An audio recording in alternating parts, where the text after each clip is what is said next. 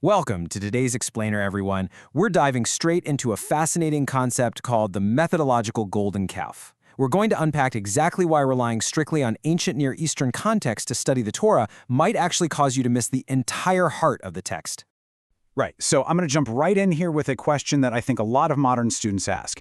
If the Torah was given in the ancient Near East, literally surrounded by massive empires like Egypt and Babylon, shouldn't we absolutely be using ancient Near Eastern archaeology and cultural context to understand it? It just seems like common sense to start in the dirt of that era, doesn't it? Especially when we're comparing the traditional transmission of the sages with today's modern academic reliance on archaeology. Well, to answer that, we actually have to completely redefine our baseline and look at what the source material calls Plan A. Think about this. For nearly 2,600 years, basically from Adam all the way to the generation in the wilderness, there was no complete written Torah scroll. None. The patriarchs kept the Torah because it was their internal living reality. The divine will and the human heart were just in perfect sync. They didn't need an external book to carry around, and they definitely didn't need archaeology to figure it out. Exactly. And tracing how that shift happened historically is absolutely crucial. See, Mount Sinai was originally intended to permanently restore that internalized Plan A. But then we get the fracture, the sin of the golden calf. By building and worshiping that calf, the Israelites literally shattered that internalized connection. So God, in His infinite mercy, had to pivot to a Plan B. The written Torah essentially became a miraculous bandage. It was a physical container for the law because the people simply couldn't hold it purely in their hearts anymore.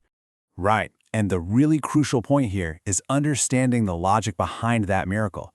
The written Torah is this eternal, perfect concession. It's a map for a lost people, and it was specifically designed to separate Israel from the pagan patterns of the surrounding nations.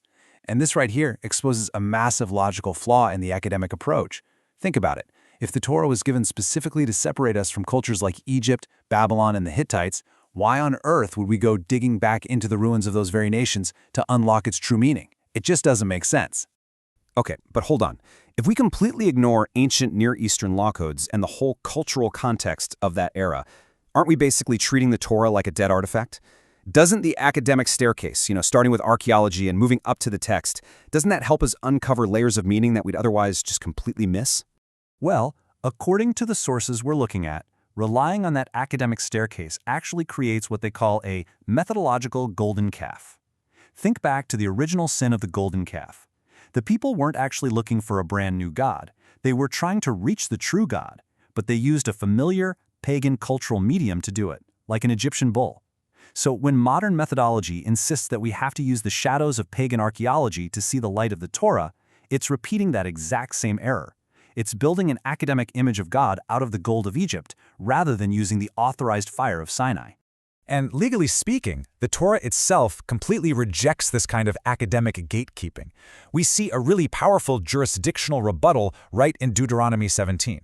Remember, the Torah is essentially a divine constitution, and in any constitutional system, interpretive authority is never handed over to the neighboring nations or to some scholars digging in the dirt 3,000 years later. The king gave interpretive authority exclusively to the appointed judges. God didn't say, hey, go dig up a Hittite treaty to figure this out. He said, go to the sages. The source text actually takes us a step further, and it makes a pretty bold claim. It argues that bypassing those authorized sages to rely on academic reconstruction is essentially institutional replacement theology. What that means is it literally replaces living Israel, the authorized historical judges who lived it, with a modern scholar's reconstruction of ancient Israel. You're basically cutting the tree completely away from its covenantal root and trying to graft it onto a Babylonian stump. Okay, wow. I see the structural problem with the academic method now. If this 9-step academic staircase is just gating the word behind archaeological context and pagan libraries, what's the practical, authorized alternative?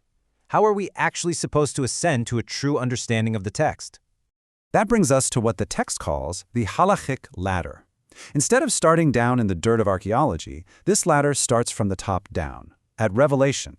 The written word is the anchor, for sure, but the oral core, the Mishnah, is the authorized user manual. From there, it moves through a totally unbroken chain of tradition, which is called the Mesorah, right into a unified code of law, the Shulchan Aruch, and finally down to the living voice of modern judges, the poskim. All of this is designed to lead ultimately to the internalized heart. It's a ladder of living transmission, not a dead reconstruction. That's exactly right. And what makes this transmission logically superior is its incredible stability.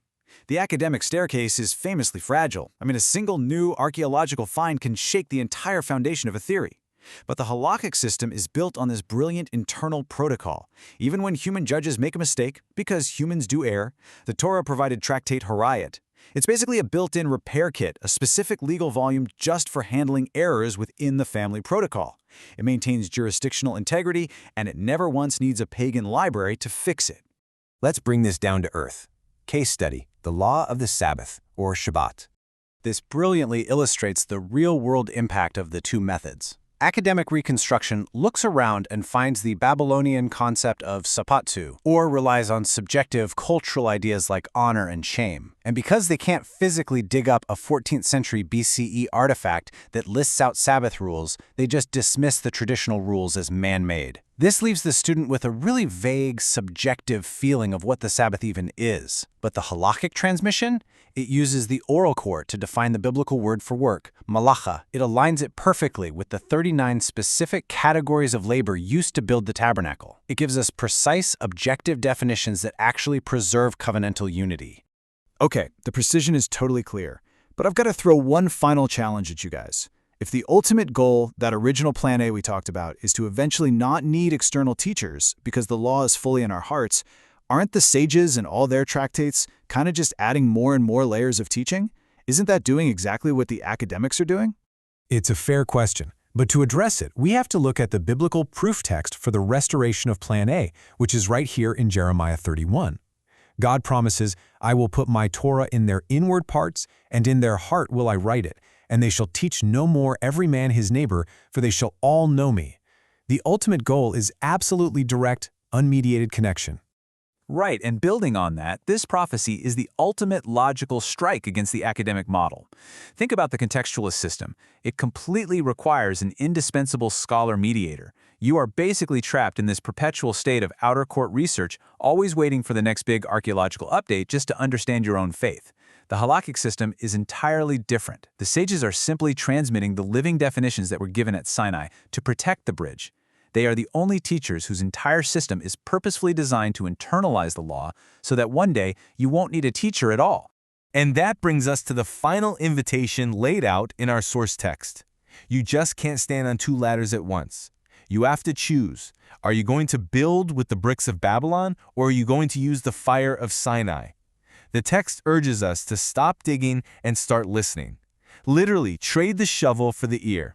Submit to the authorized protocol of the halakhic ladder and aim for the heart. We need to study not to win some academic debate, but so the Torah actually becomes our second nature. Study from the right sources. Access the full research archives and halachic deep dives at mishnaiwalk.com. Continue your walk today.